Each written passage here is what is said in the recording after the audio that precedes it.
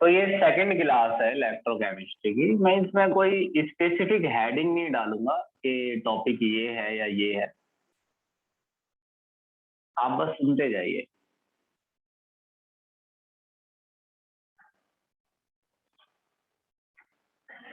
तो बहुत हल्का दिख रहा है, लेकिन क्या करूं, मार्कर तभी ठीक हो जाएगा। देखिए, ये सेकंड क्लास है इलेक्ट्रोकेमिस्ट्री की, सेकंड चैप्टर नहीं है, सेकंड क्लास है।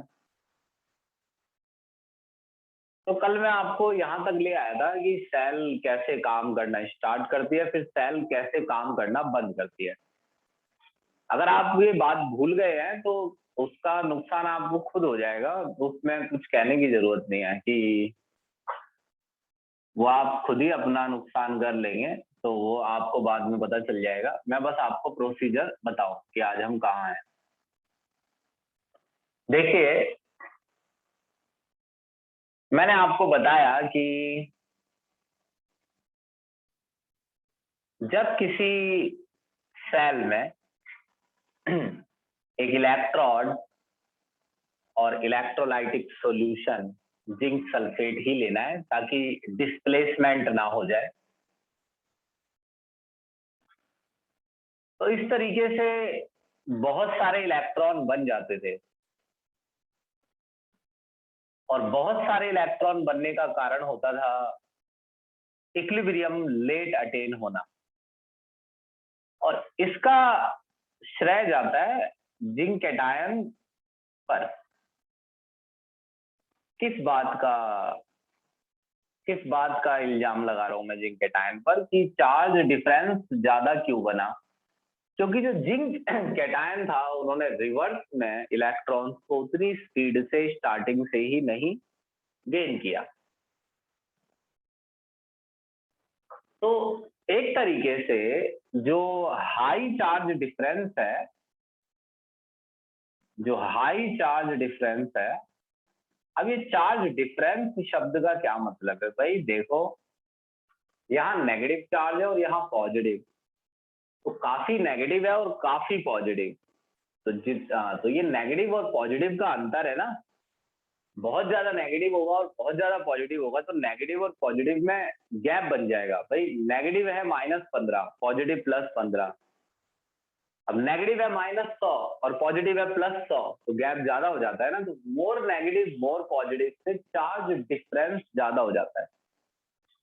और ज्यादा चार्ज डिफरेंस का इल्जाम मैं लगाऊंगा, इस इल्जाम को बहुत सीरियसली लेना है। ये हमारा टॉपिक है। इसका कारण रहा low potential of Zn2+ to accept electron. और आप इसे बहुत बार बोल चुके हैं, लो पोटेंशियल। आप ऐसे बोलते हैं इलेक्ट्रिसिटी में, लो पोटेंशियल हाई पोटेंशियल, वही शब्द मैंने बोला है, मैंने थोड़ा इलेबोरेट करके बोला है। ज्यादा चार्ज डिफरेंस बनने का कारण है जो पोटेंशियल है Zn2+ का इलेक्ट्रॉन एक्सेप्ट करने का, वो लो है। यानी ये पूरी इलेक्ट्रोड लो पोटेंशियल पर है, ये लो पोटेंशियल वाली जगह है। अच्छा, कोई वैल्यू तो होगी कि पोटेंशियल कितना कम है या कितना ज्यादा है। जैसे कि मैंने कहा इसकी लंबाई कम है, तो लंबाई कम की कोई वैल्यू भी तो होगी कि 5.5 फुट है। तो जैसे लो पोटेंशियल है तो पोटेंशियल की कोई वैल्यू होगी। तो वैल्यू कैसे निकलेगी? देखिए, अगर मैं यहां एक वोल्ट मीटर लगाऊं, इमेजिन यहां वोल्ट मीटर लग जाए, बस नेगेटिव वाले हिस्से को मुझे रॉड से कनेक्ट इलेक्ट्रोड से कनेक्ट करना है, प्लस वाले को सॉल्यूशन से। तो वोल्ट मीटर का काम ही होता है ये देखना कि चार्ज डिफरेंस कितना कम या ज्यादा है। वोल्ट मीटर चार्ज डिफरेंस ही नापता है। कहीं पर भी, जहां फिजिक्स में भी, ऐसा नहीं है कि कोई अंतर है, दोनों जगह वोल्ट मीटर चार्ज डिफरेंस ही नापता है। तो ये दरअसल वही जो टॉपिक्स हैं उनको मैंने उतार दिया है एक प्रोसीजर के अंदर। तो वो शब्द ज्यादा होंगे, अब आपको ये क्लियर रहेगा कि आखिर ये वर्ड पोटेंशियल इस्तेमाल क्यों किए जा रहे हैं, ये क्यों लगाया जा रहा है। देखो वोल्ट मीटर, मान लो कि एक इंसान है, अब मैं इससे बात कर सकता हूं। मैंने वोल्ट मीटर से कहा कि जाओ भाई साहब चार्ज डिफरेंस पता करके आओ।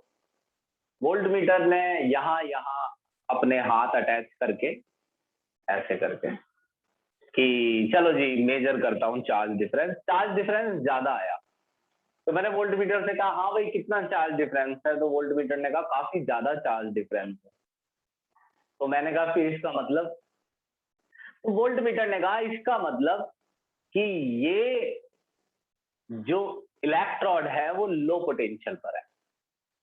तो मैंने कहा भाई ये इलेक्ट्रोड लो पोटेंशियल पर है, इसका क्या मतलब।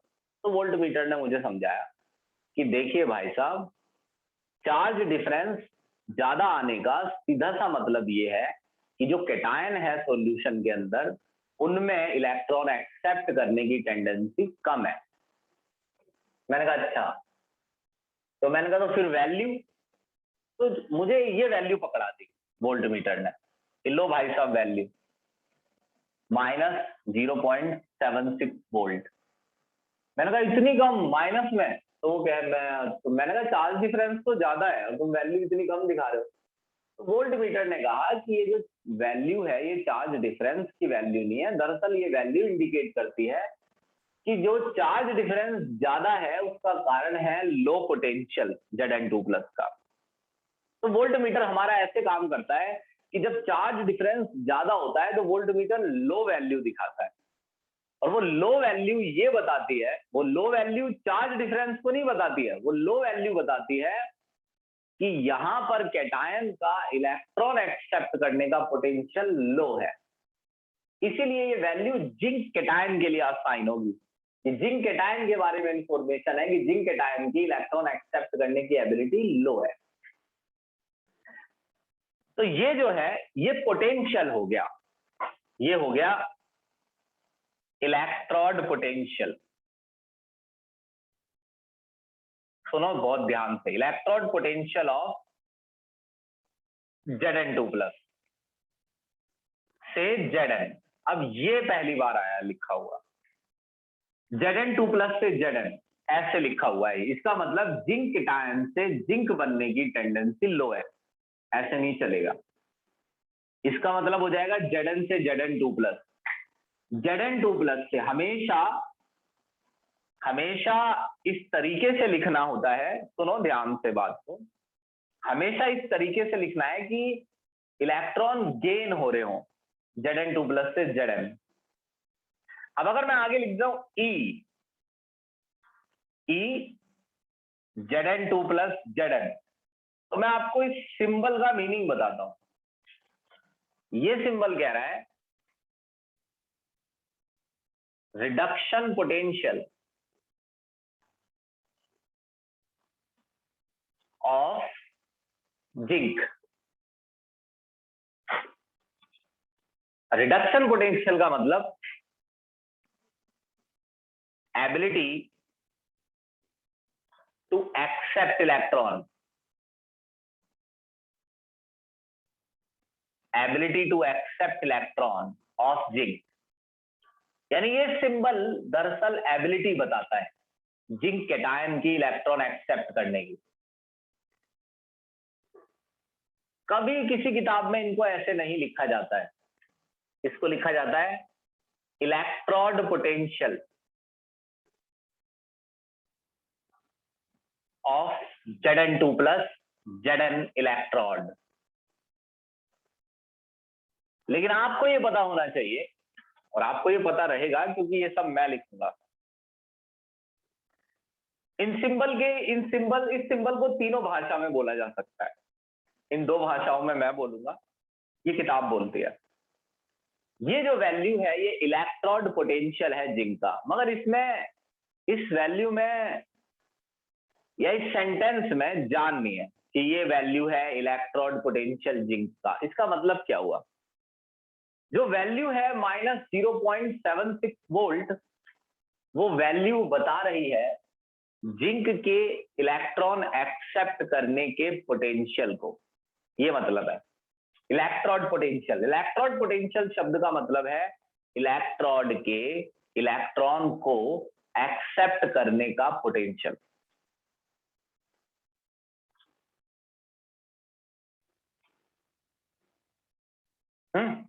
अब अगर मैं इसमें ऐसे साइन बना देता हूं तो इसका मतलब होगा कि जो जिंक सल्फेट सॉल्यूशन है वो 1 मोलर है, 1 मोलर जिंक सल्फेट, तो वो नॉट लग जाएगा। तो ये वैल्यू हमेशा नहीं आती है। आप अब अगर इस पे फंस जाएं, क्या ये रियल वैल्यू? हाँ रियल है, यही आएगी अगर वोल्ट मीटर ऐसे लग जाता तो, मगर ये तब आएगी जब सॉल्यूशन 1 मोलर हो और टेम्परेचर 298 केल्विन हो, यानी ये स्टैंडर्ड वैल्यू है।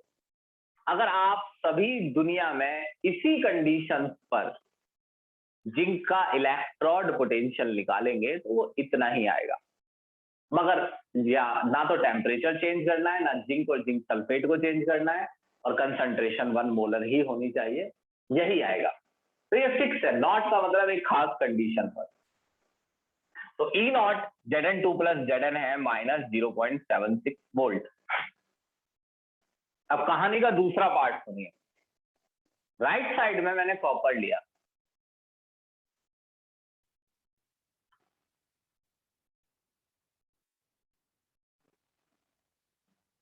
और मान लीजिए कि मैं इसमें लगाता हूं,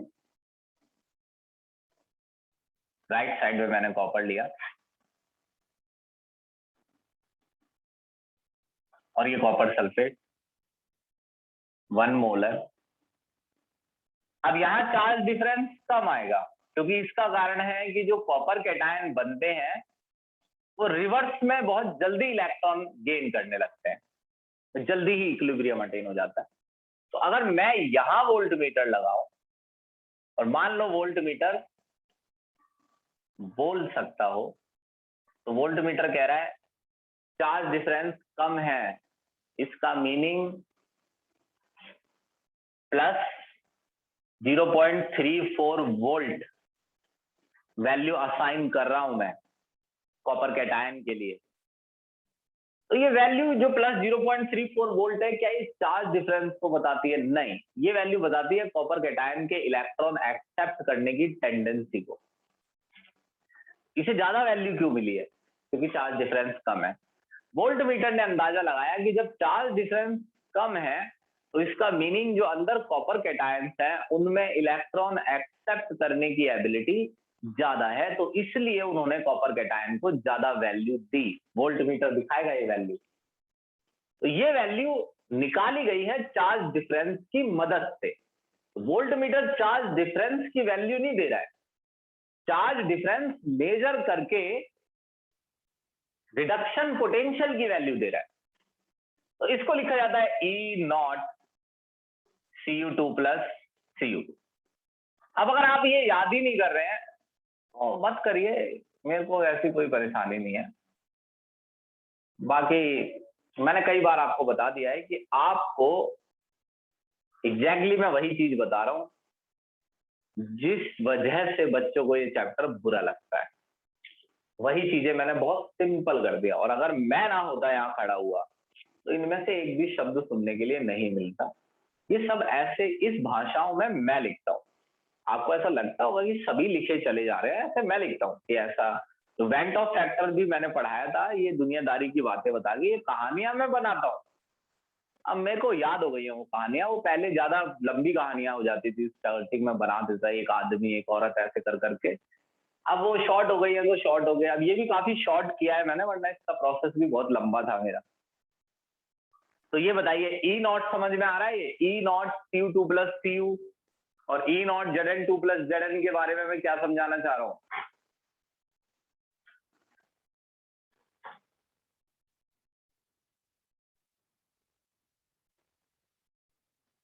जल्दी जल्दी बताइए, फिर आगे चलेंगे अंदाजा लगा के।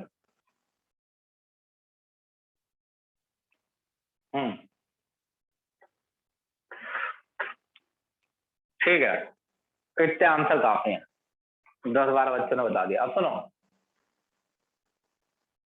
तो इस वैल्यू से मैं निकालूं क्या? देखो सर हम्म सर मतलब ऐसे यही है ना, अगर पोटेंशियल ज्यादा है उसका तो फिर वैल्यू ज्यादा ही दिखाएगा वोल्टमीटर, फिर तो प्लस में ज्यादा मतलब। नहीं, ऐसा तो नहीं बोला मैंने कि पोटेंशियल ज्यादा है तो वैल्यू ज्यादा दिखाएगा। मैंने बोला चार्ज डिफरेंस ज्यादा है तो वैल्यू कम दिखाएगा। Okay charge sir. डिफरेंस ज्यादा है, वैल्यू कम। तो इसको समझना है कि कैसे दिखाएगा, वही जो सब बता रहा हूं मैं इतनी देर से। इलेक्ट्रॉन इस तरफ भागे। अब चलिए कुछ चीजों के बारे में सोचते हैं जो आपसे कही गई है आज तक। जैसे पहला शब्द मैं बताता हूं, आपसे कहा गया है कि इलेक्ट्रॉन नेगेटिव से पॉजिटिव की ओर भागते हैं। बिल्कुल जी, ऐसा ही कहा गया है। लेकिन यहां कहीं भी पॉजिटिव नहीं है, पहली बात तो। इलेक्ट्रॉन लेस नेगेटिव से इलेक्ट्रॉन मोर नेगेटिव से लेस नेगेटिव की ओर भागते हैं। लेस नेगेटिव को ही पॉजिटिव कहा जाता है। जोड़ते रहना अपने दिमाग में ये सारी बातें। पहली चीज हो गई। दूसरी चीज,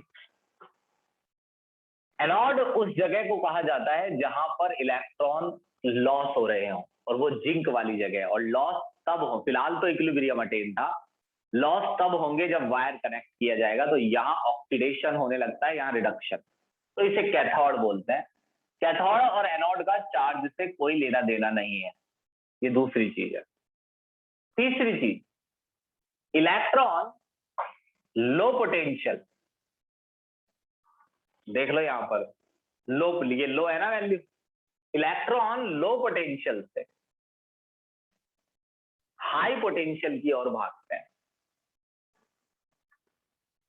अब आप मुझे बताइए ऐसा क्यों? आपने तो पढ़ा है कि हर चीज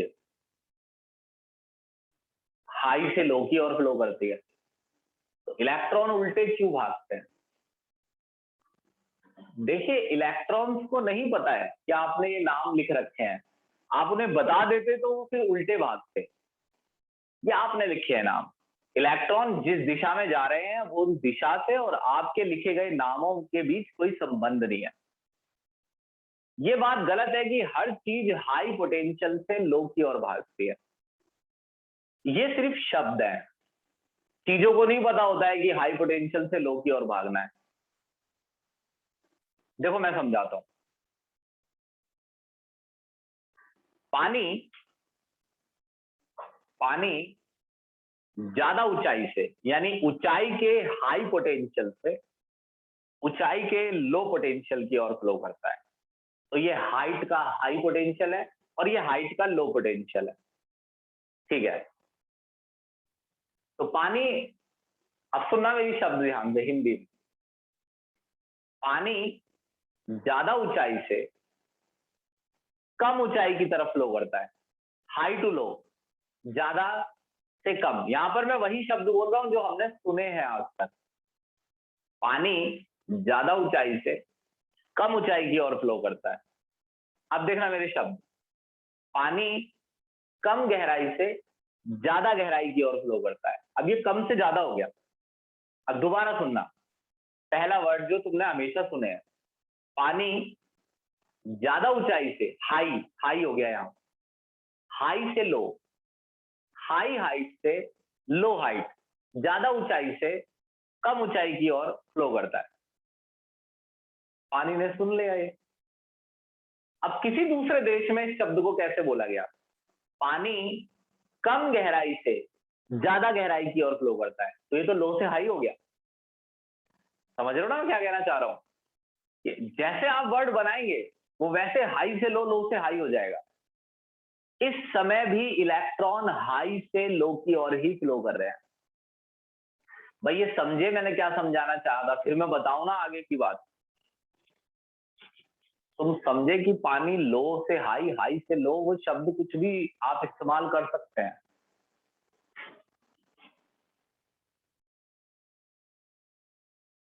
अब जरा यहां देखिए। अब आपने कहीं पूछा, और अगर मैं वहां खड़ा होता, अब आपने कहीं पूछा कि सर चीजें तो हैं चीजें लो पोटेंशियल से हाई पोटेंशियल की तरफ फ्लो करती है। चीजें लो पोटेंशियल से हाई पोटेंशियल की ओर फ्लो करती है। चीजें हाई पोटेंशियल से लो पोटेंशियल की तरफ फ्लो करती हैं। सर ये उल्टा क्यों हो रहा है, इलेक्ट्रॉन उल्टा क्यों भागता है? तो मैं आपको दो आंसर बताता हूं।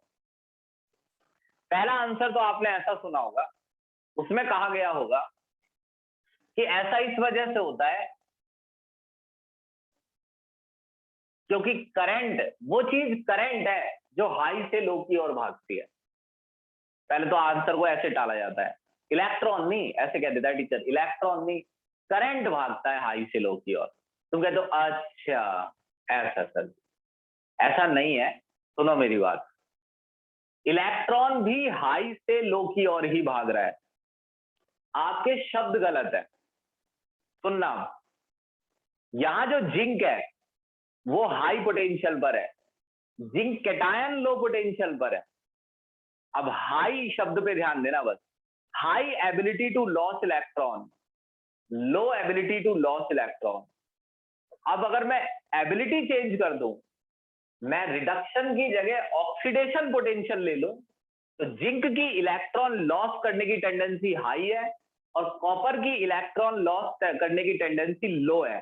तो अब ये हाई से लो हो गया, अब ये करेक्ट हो गया, हाई से लो। अब आप इसी शब्द को पलट देंगे, नीचे आ जाएंगे, तो यही चीज आपको उल्टी दिखाई देगी, हाई पोटेंशियल लो पोटेंशियल, लेकिन शब्द अलग है।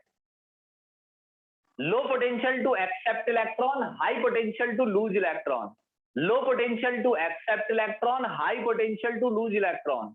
ये दोनों उल्टी बातें हैं। अब आप अगर नीचे के हिसाब से देखें तो ये इलेक्ट्रॉन लो से हाई जा रहे हैं, और ऊपर के हिसाब से देखें तो हाई से लो। ये बात आई समझ में?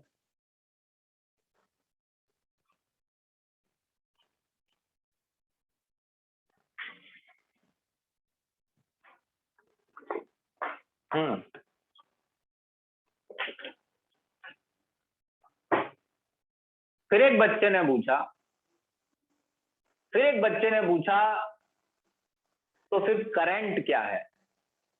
इलेक्ट्रॉन तो लो से हाई की ओर भाग रहे हैं। बिल्कुल, देखिए करंट शब्द कैसे बना मैं बताता हूं। ऐसा हुआ कि एक दिन एक टीचर और एक बच्चा बहस में फंस गए। वो बहस ऐसी थी कि बच्चे को टीचर ने समझाया जिंदगी भर कि चीजें हाई से लो की ओर फ्लो करती हैं, हाई से लो की ओर। तो बच्चे के दिमाग में बात ज्यादा सीरियसली बैठ गई, हाई से लो। वो इमेजिन करने लगा हाई से लो, है ना, ऐसे हिसाब लगाता रहा। फिर एक दिन जब बच्चे को सेल की वर्किंग समझाई गई तो उसमें इलेक्ट्रॉन उल्टे बह रहे थे। तो बच्चे ने टीचर से काउंटर क्वेश्चन किया कि भाई सर जी, इलेक्ट्रॉन लो से हाई क्यों जा रहे हैं? तो सर जी ने कहा उस समय तक, अब ये मान लेना कि उस समय तक करंट शब्द नहीं था, उसी दिन बना जब बच्चे और टीचर की बहस हुई। बच्चे ने जैसे कहा सर इलेक्ट्रॉन लो से हाई की ओर क्यों भाग रहे हैं, तो सर इसका मतलब क्या, मतलब जो चार्ज है वो लो से हाई की ओर फ्लो करता है। तो उस समय सर जी ने अपने आप को बचाने के लिए एक शब्द मन गढ़ंत अपने मन में बना लिया, और वो शब्द है करंट, जो कि कुछ होता ही नहीं है। करंट यही होता है, इलेक्ट्रॉन्स का फ्लो या इलेक्ट्रॉन्स की डायरेक्शन सीधी हो जाना, जो भी आप उसे कहना चाहे। जो इस तरफ एरो लगा हुआ है ये एक फेक एरो है, यहां कुछ भी नहीं है। लेकिन क्योंकि आप मुझसे बार बार ये पूछते कि सर हाई से लो की और क्या फ्लो कर रहा है, तो मैंने आपकी सुविधा के लिए एक शब्द बना दिया है जिससे आप खेल सकते हैं, आप इससे थोड़ा एंजॉय कर सकते हैं। हाँ, हाई से लो की और करंट फ्लो करता है। तो करंट बस इतनी सी चीज होती है, एक शब्द के अलावा कुछ नहीं। अपने सेटिस्फैक्शन के लिए हम बोलते हैं कि करंट हाई से लो की ओर फ्लो करता है। अब सवाल है कि जब ऐसी ही बात थी तो क्यों ना यहाँ हाई ले लेते, जिंक वाला ऑक्सीडेशन पोटेंशियल ले लेते। ऑक्सीडेशन पोटेंशियल लेते तो ये हाई आ जाता, ये लो आ जाता। ये स्टोरी भी आपको समझ में आएगी कि हम ऑक्सीडेशन पोटेंशियल क्यों नहीं ले सकते। हमें अगर इन्हें कंपेयर करना है तो रिडक्शन पोटेंशियल से ही करना पड़ेगा, और इसीलिए हमारी क्यों नहीं करना पड़ेगा पता चल जाएगा अभी तुम्हें। इसीलिए हमारी यह मजबूरी है कि ये लो से हाई लिखना पड़ेगा हमें शब्द, और जब हम लो से हाई लिखेंगे तो फिर बच्चे मुझे परेशान करेंगे कि हाई से लो की और भी तो कुछ बहता होगा। तो मैंने बच्चों के सेटिस्फेक्शन के लिए एक वर्ड बना के उन्हें दे रखा है, जब मर्जी वो उसका अपनी सुविधा के इस्तेमाल से सुविधा के अनुसार इस्तेमाल कर लेते हैं। आपस में बातचीत के लिए अच्छा लगता है कि हाई से लो की ओर करंट फ्लो करता है। अब ये तो बात रही कि पोटेंशियल वगैरह की, ये आ गया होगा तुम्हारे समझ में जहां तक है। अब सुनो, इलेक्ट्रोड पोटेंशियल एक अलग शब्द होता है और सेल पोटेंशियल एक अलग। सेल पोटेंशियल का मतलब होता है,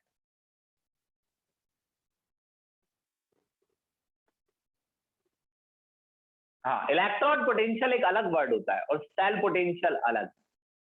सेल पोटेंशियल का सिंबल भी अलग होता है, E naught cell. E naught cell, E naught cell जो होता है उसे आप वोल्टेज बोलेंगे, इसको वोल्टेज मत बोल देना। इसी को आप पोटेंशियल डिफरेंस बोलेंगे। और ये निकलता है जब हाई से लो माइनस किया जाता है। जब हाई में से क्या माइनस किया जाता है? लो। तो जब मैं हाई में से लो माइनस करूंगा, मैंने सुना है कि भाई पोटेंशियल डिफरेंस निकालना है, तो पोटेंशियल डिफरेंस आप जानते हैं आप क्या निकाल रहे हैं? पोटेंशियल डिफरेंस यानी कि दोनों की इलेक्ट्रॉन एक्सेप्ट करने की एबिलिटी का डिफरेंस, है ना? यही तो है पोटेंशियल डिफरेंस। किस चीज का पोटेंशियल है ये?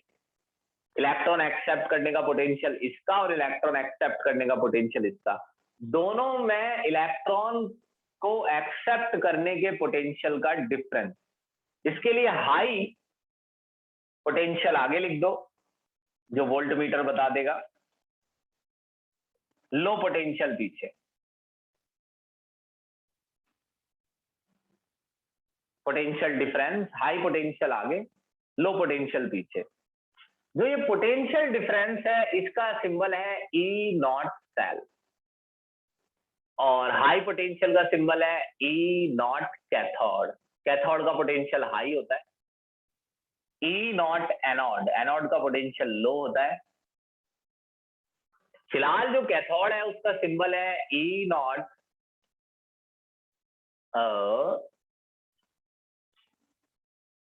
फिलहाल जो कैथोड है उसका सिंबल है E naught Cu2 plus Cu,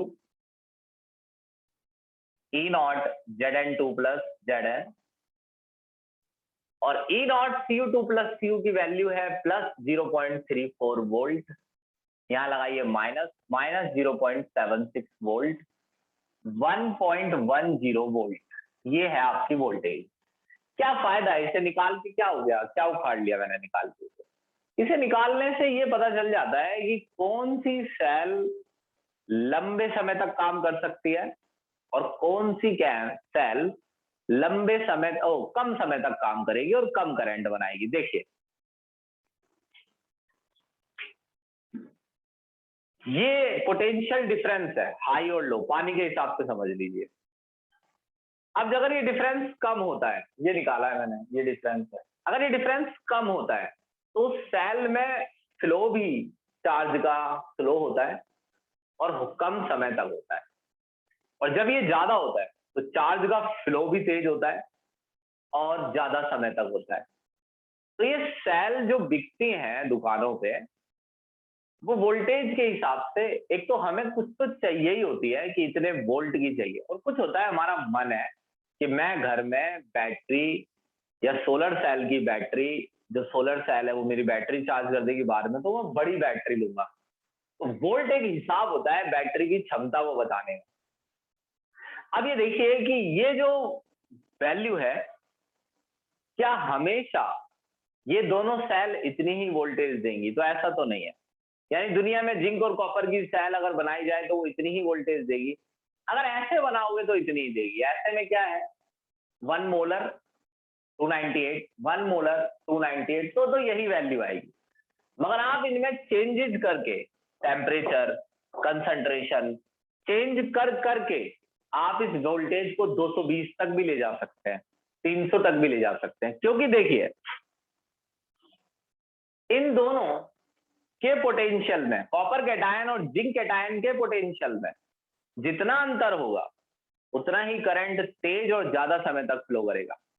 और इनके पोटेंशियल में एक अंतर करने का सीधा सा तरीका क्या है कि जिंक कैटायन ज्यादा से ज्यादा रखे जाए और कॉपर कैटायन कम से कम। जितनी कंसंट्रेशन आप कॉपर कैटायन की कम से कम लेंगे, इनका पोटेंशियल उल्टा हो गया।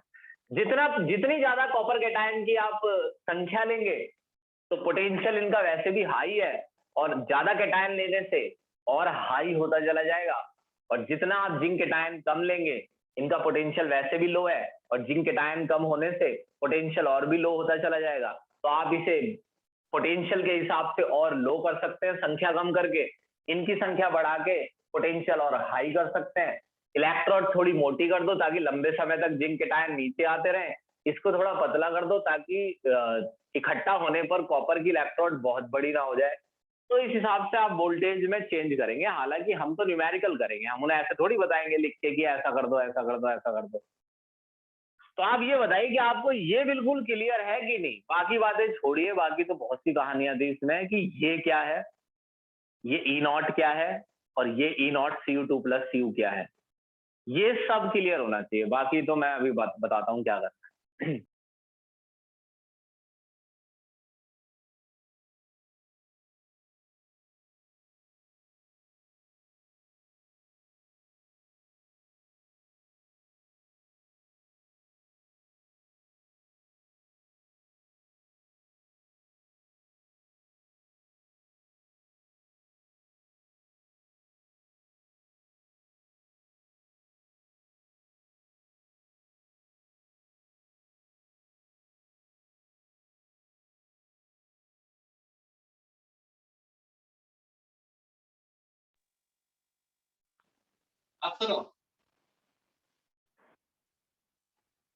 अब एक चीज देखना, अब एक ना तुम्हें एक आर्ट सिखानी है, वो आर्ट सीखो, फिर आगे के काम करेंगे। स्क्रीनशॉट लो। अब मेरे को ना वो देखनी पड़ेगा, मेरे को, मैंने वो वीडियोस में लिखा है यूट्यूब पर, तो इसका स्क्रीनशॉट लो जल्दी।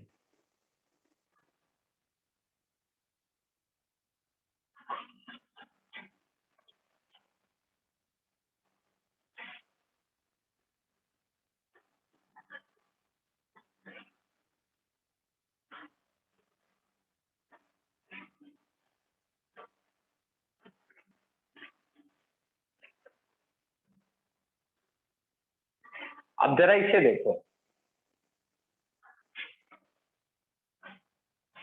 देखो पोटेशियम, देखना पड़ेगा किताब में से। नोट्स भी एक, नोट्स की मेरे पास खुद एक भी कॉपी नहीं है।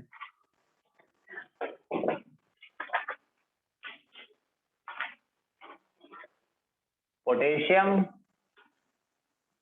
Sodium, aluminium, magnesium, aluminium, zinc, chromium, यहाँ आया हाइड्रो, चलो क्रोमियम और बढ़ा दो, iron, nickel, lead, hydrogen, copper, silver,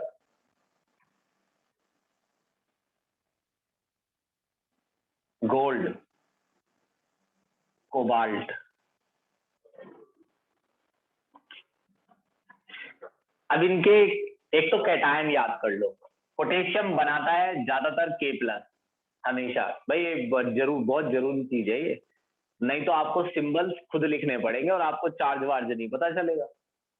Na, तो इस पे तो प्लस ही लिखना है।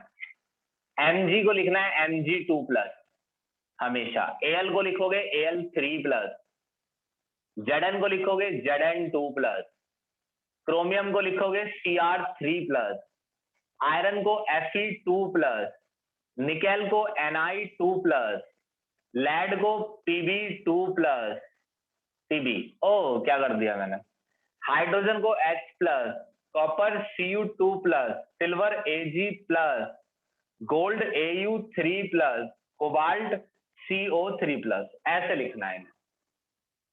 तो ये चार्ज है। अब जैसे ही कहीं पर ऐसे लिखा है इलेक्ट्रोड पोटेंशियल, मुझे ये शब्द दिख गया, electrode potential of aluminium electrode, ऐसे लिखा आ गया। इलेक्ट्रोड पोटेंशियल समझ रहे हो, इलेक्ट्रॉन एक्सेप्ट करने की क्षमता, पोटेंशियल एकदम से ऐसे लिखना है, Al3 प्लस से Al, इसमें अटकना नहीं है। इतनी तेज अगर आपने ये सोचा आगे क्या लिखूं पीछे क्या लिखूं, तो आप इसमें इतने गड़बड़ा जाएंगे कि ये ठीक नहीं होगा कभी। किसी ने कहा इलेक्ट्रोड पोटेंशियल, आप सीधा देखना, आप सीधा सीधा लिखो। तो चलिए सबके लिए लिखते हैं। अगर पोटेशियम का कभी भी आया जिंदगी में तो E0 K प्लस से K, इलेक्ट्रॉन एक्सेप्ट करता हुआ दिखना चाहिए भाई। K प्लस से K बनने का क्या मतलब है, इलेक्ट्रॉन एक्सेप्ट हो रहा है। तो ये जो है ये रिडक्शन पोटेंशियल है। तो हमेशा किताब में हम क्या इस्तेमाल करते हैं, रिडक्शन पोटेंशियल। अगर ऐसे लिखा हो E, ये कंपटीशन में लिखा होगा K से K प्लस, तो ये ऑक्सीडेशन पोटेंशियल है।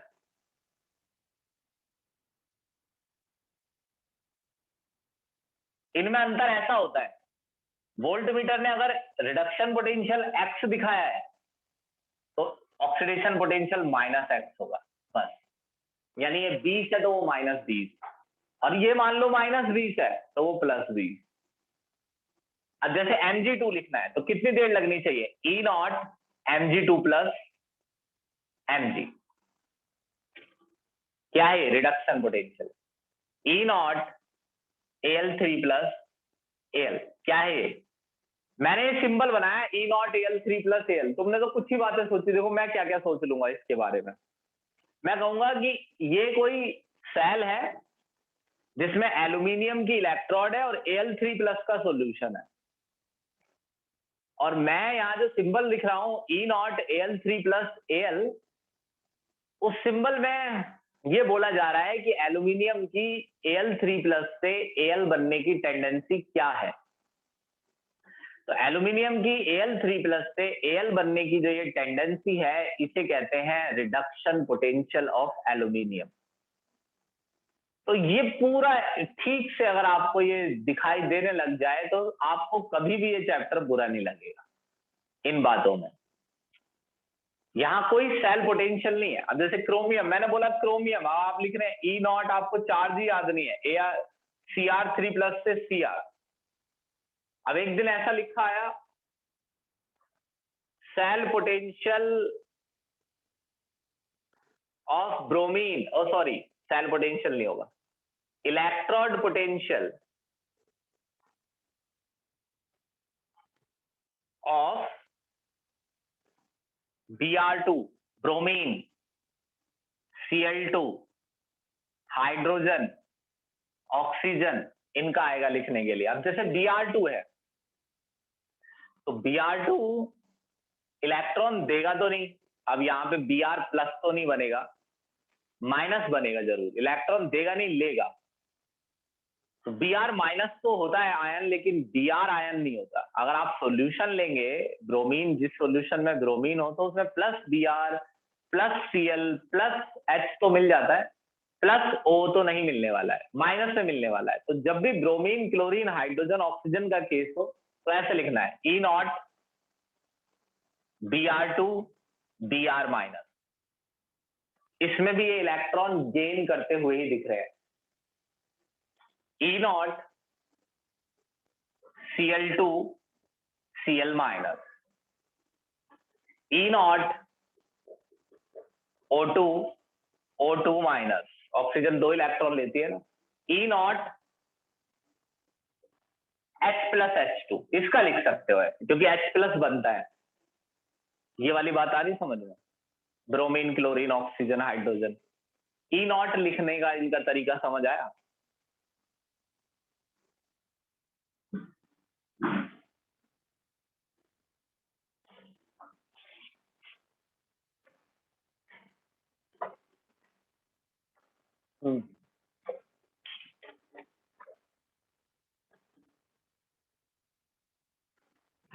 तो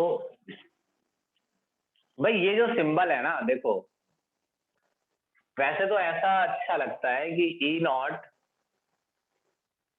बी आर प्लस से बी आर, लेकिन ब्रोमीन बी आर प्लस बनाता ही कहाँ है, तो आप ऐसे नहीं लिख सकते हैं। जैसे भी आप लिखेंगे उसमें ये दिखना चाहिए कि ब्रोमीन ने इलेक्ट्रॉन लिए हैं। अब आप जैसे लिखते हैं Br2, तो Br2 एग्जिस्ट करता है, हाँ, और Br2 से Br माइनस भी बन सकता है। तो मैं ये कह रहा हूं कि ऐसे ब्रोमीन के केस में ऐसे नहीं लिखना है जैसे मेटल्स को लिखा हुआ है, ये नॉन मेटल्स है।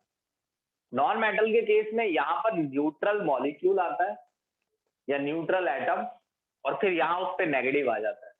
मेटल्स का केस होता है ऐसा, प्लस से न्यूट्रल, प्लस से न्यूट्रल, प्लस से न्यूट्रल। या आप इसे डायरेक्ट याद कर लीजिए, ऐसे लिखना है। इसमें क्या दिख रहा है, इलेक्ट्रॉन एक्सेप्ट करता हुआ दिख रहा है ब्रोमीन। Br2 न्यूट्रल था, अब माइनस चार्ज आ गया तो इलेक्ट्रॉन गेन हो रहे हैं। ऑक्सीजन न्यूट्रल था, अब माइनस चार्ज हो गया तो इलेक्ट्रॉन गेन हो रहे हैं। क्लोरीन न्यूट्रल था, माइनस चार्ज आ गया तो इलेक्ट्रॉन गेन हो रहे हैं। ये H प्लस से H2, हाइड्रोजन H प्लस बना लेता है ना, तो इसका तो सीधा हो गया मेटल की तरह, H प्लस से H2। इससे प्लस चार्ज था, इलेक्ट्रॉन दे रखे थे किसी को, इलेक्ट्रॉन ले लिए तो H2 बन गया। ये चार सिंबल आप चाहे याद कर लीजिए, ये ई नॉट के सिंबल है सारे।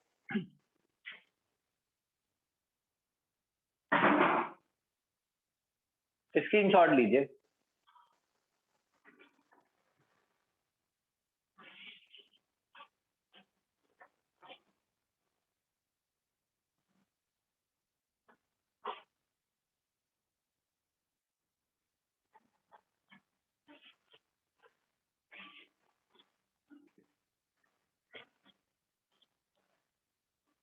अब एक क्वेश्चन मैं करूंगा, वैसे तुम कैसे करके दोगे रिप्रेजेंट? ऑनलाइन में मैसेज में लिखा जा सकता है, बहुत टाइम लगेगा उस मैसेज को बनाने में। सर अच्छा लिख देंगे देखिए, कल को। देखना लिख के लिख जाए तो। देखो, एक सेल रिप्रेजेंटेशन होता है, ये बहुत जरूरी होता है।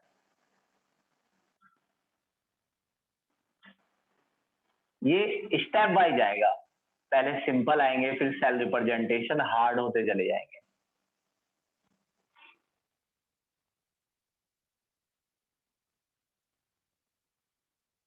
हमेशा लेफ्ट साइड में एनोड होना चाहिए, राइट साइड में कैथोड।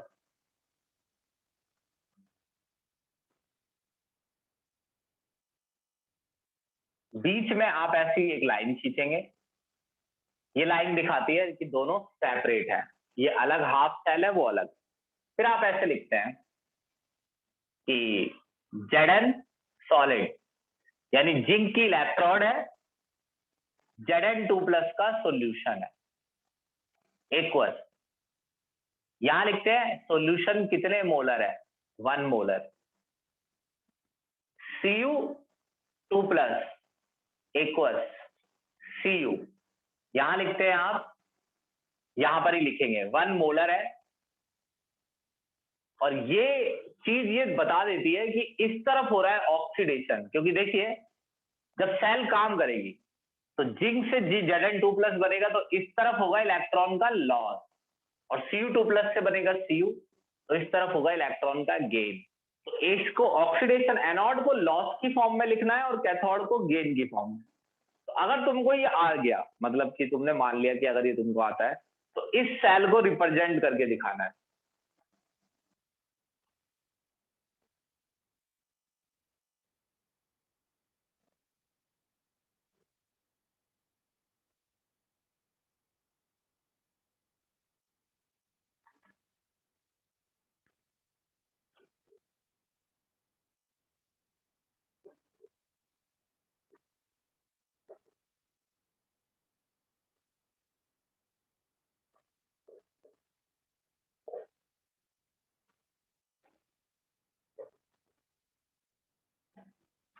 इस तरफ लेफ्ट साइड एनोड है, ये कैथोड है, तो तुम्हें पता ही है, इन्हें कनेक्ट किया जाएगा।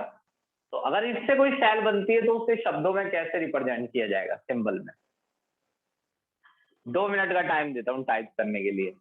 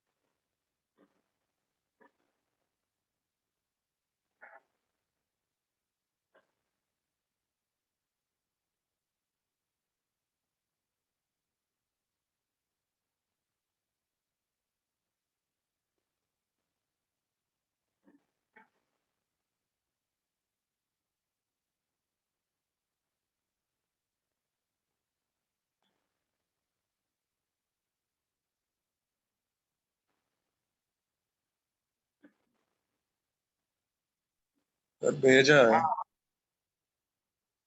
हाँ ये सही है, ऐसे ही लिख रहा है जी, बिल्कुल 3 आंसर है, तीनों सही है। बस खुशी तुमने ये 1-1 मोलर लिख रखा है, 1-1 मोलर नहीं है वो।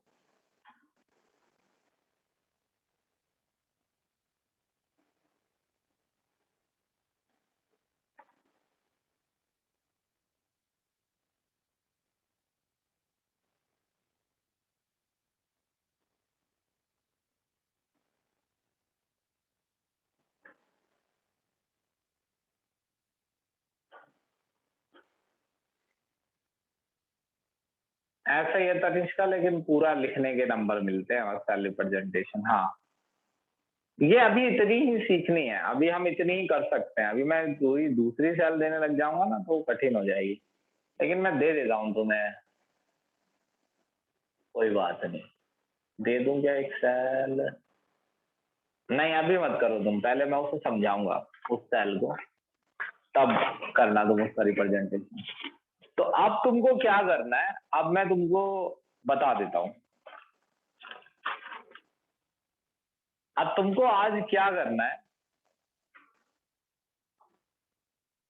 ये नहीं पढ़ना है, ये हमारा एंड में आएगा, ये कुछ और चीज है, ये सेल का फंक्शन नहीं है, ये कुछ और, ये वोल्ट मीटर के बारे में कुछ बताया जा रहा है। ये गैल्वेनिक सेल, उंगली रख के, गैल्वेनिक सेल वही जो सेल में पढ़ा रहा हूं, इलेक्ट्रोड पोटेंशियल की डेफिनेशन, उसके बारे में जो भी बोला जाए, ये पूरा पैराग्राफ और ये यहां तक, इसको बार बार पढ़ के देखना है कि इसमें कोई ऐसा शब्द ना हो जो समझ ना आ रहा हो, कोई भी वर्ड। और अगर ऐसा हो रहा है तो मुझे बताना, ये मैं पढ़ाऊंगा आगे, इसको मैं एक पूरी क्लास में खत्म करूंगा, मेजरमेंट ऑफ इलेक्ट्रोड पोटेंशियल यहां तक। फिर ये नेक्स्ट, यहां से ये चैप्टर आसान हो जाएगा। आसान तब हो जाएगा जब यहां तक पढ़ रखा हो ढंग से, तो वरना तो यहां से अगर कोई एंटर करेगा तो उसको हम एंटर नहीं करते हैं, चाहे वो फीस दे चाहे पहले ही दिन दे दे, क्योंकि वो समझ नहीं आएगा। क्योंकि देखो इक्वेशन कैसी है, mn प्लस से mn, ठीक है, बस इतना ही समझना है, ठीक है। अब देखो मैं तुम्हें एक बात बता दूं कि 1, 2, 3, 1, 2, 1, 2, 1 और 2 तारीख को मैं नहीं आऊंगा, चाहे किसी की कोई भी क्लास हो। हमारे घर में फंक्शन है कोई बहुत इंपॉर्टेंट, और उसी फंक्शन की वजह से मैं संडे में भी क्लास नहीं ले सकता। संडे में मेरे को उसका कुछ काम करा, फंक्शन कोई वो नहीं है, किसी का जन्मदिन नहीं है, कोई बहुत इंपॉर्टेंट बात है। तो जरा 2-3 तारीख तक मुझसे ज्यादा उम्मीद मत रखना, बस जैसे मैं पढ़ा रहा हूँ समझते रहना, पढ़ते रहना। हाँ सही समझा, ठीक है। और भाई फीस सबमिट कर दो अपनी अपनी।